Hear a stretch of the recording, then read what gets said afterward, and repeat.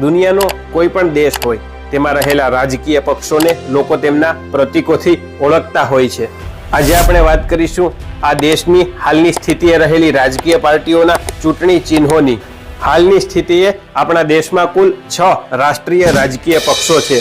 ભારતીય રાષ્ટ્રીય કોંગ્રેસ આઝાદી પૂર્વે ઈસવીસન 1985માં A.O. હ્યુમ, દાદાભાઈ નવરોજી, વ્યોમચંદ્ર બેનર્જી વગેરે દ્વારા સ્થપાયેલી કોંગ્રેસ પાર્ટીનું ઈસવીસન 1951-52ના દેશના પ્રથમ સામાન્ય ઇલેક્શનમાં ચૂંટણી ચિહ્ન હતું 2 બળદની જોડી. આગળના 20 વર્ષ સુધી કોંગ્રેસ પાર્ટી આ ચિહ્ન ઉપરથી ચૂંટણી લડે છે. 12 નવેમ્બર 1969માં કોંગ્રેસનું વિભાજન થાય છે અને વિભાજિત બંને પાર્ટીઓ પોતાનું જૂનું ચિહ્ન રાખવા માંગતી હોય છે.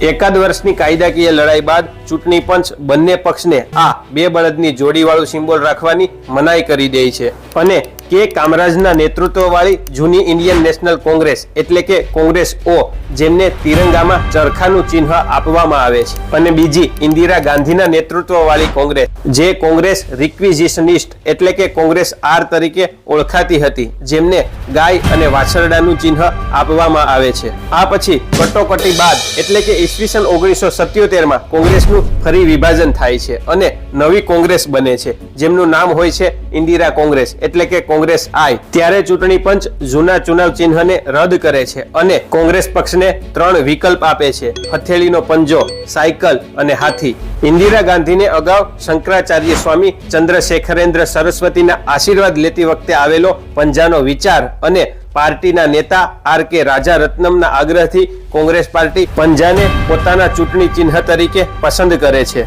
ચુનાવ ચિહ્ન તરીકે પંજાને પસંદ કરવા પાછળ આ સિવાયની અન્ય કેટલીક માન્યતાઓ પણ જોડાયેલી છે.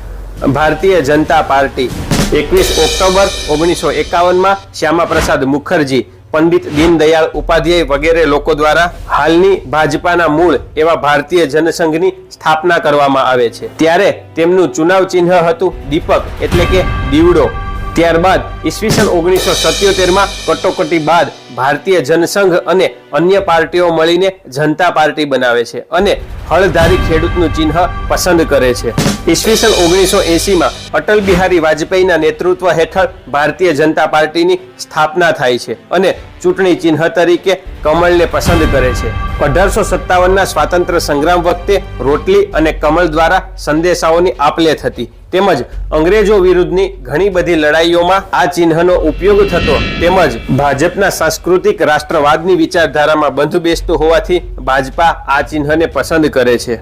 ભારતીય સામ્યવાદી પક્ષ માર્ક્સવાદી હાલમાં CPIM ના નામે જાણીતી કોમ્યુનિસ્ટ પાર્ટી ઓફ ઇન્ડિયા માર્ક્સિસ્ટ ની સ્થાપના 7 નવેમ્બર 1964માં જૂની કોમ્યુનિસ્ટ પાર્ટીના ભાગલા પછી થાય છે, જેમનું ચુનાવ ચિહ્ન હોય છે દાતરડું અને હથોડો, જે ખેડૂતો અને મજૂરો માટે કામ કરનાર હોવાનો સંદેશો આપે છે. બહુજન સમાજ પાર્ટી 14 એપ્રિલ 1984માં માન્યવર કાંશીરામ દ્વારા સ્થપાયેલી BSP એટલે કે બહુજન સમાજ પાર્ટીનું ચુનાવ ચિહ્ન હોય છે હાથી, જે શારીરિક શક્તિ અને ઉર્જાનું પ્રતીક મનાય છે. આમ આદમી પાર્ટી 26 નવેમ્બર 2012ના રોજ અરવિંદ કેજરીવાલ દ્વારા સ્થપાયેલ પાર્ટી એટલે આમ આદમી પાર્ટી, જેમનું ચુનાવ ચિહ્ન હોય છે સાવરણી, જે સ્વચ્છ સરકાર અને સાફ સુથરી રાજનીતિનું પ્રતીક સૂચવે છે. નેશનલ પીપલ્સ પાર્ટી PN સંગમા દ્વારા 6 જાન્યુઆરી 2013માં સ્થપાયેલ પાર્ટી એટલે નેશનલ પીપલ્સ પાર્ટી, જેમનો લોગો છે પુસ્તક, જેમના દ્વારા સંદેશો આપવા માંગે છે કે શિક્ષણ જ નબળા વર્ગોને સશક્ત કરી શકે છે. ભારતીય ચૂંટણી પંચના નિયમ અનુસાર કોઈ પણ પાર્ટીને નેશનલ પાર્ટી તરીકેનો દરજ્જો મેળવવા માટે ચોક્કસ ધારાધોરણમાંથી પસાર થવું પડે છે, જેમાં પ્રથમ, જે પાર્ટી અલગ અલગ 3 રાજ્યોની લોકસભામાં 2% બેઠકો મેળવે એટલે કે હાલની સ્થિતિએ કુલ 11 સાંસદ, અથવા જે પાર્ટી અલગ અલગ 4 રાજ્યોની લોકસભા કે વિધાનસભાની ચૂંટણીમાં ઓછામાં ઓછા 6% મત મેળવે, અથવા તો કોઈ પાર્ટી 4 અથવા તો 4 કરતાં વધુ રાજ્યોમાં પ્રાદેશિક પક્ષનો દરજ્જો ધરાવતી હોય. આવા ધારાધોરણમાંથી પસાર થયેલી પાર્ટીઓને ભારતીય ચૂંટણી પંચ રાષ્ટ્રીય પાર્ટી તરીકેનો દરજ્જો આપે છે. એટલું જ નહીં, પરંતુ આ દરજ્જો મેળવ્યા પછી પણ જો સમયાંતરે એ લેવલ ન જળવાતું હોય તો ભારતનું ચૂંટણી પંચ ફરી આ દરજ્જાને પરત લઈ લેતું હોય છે.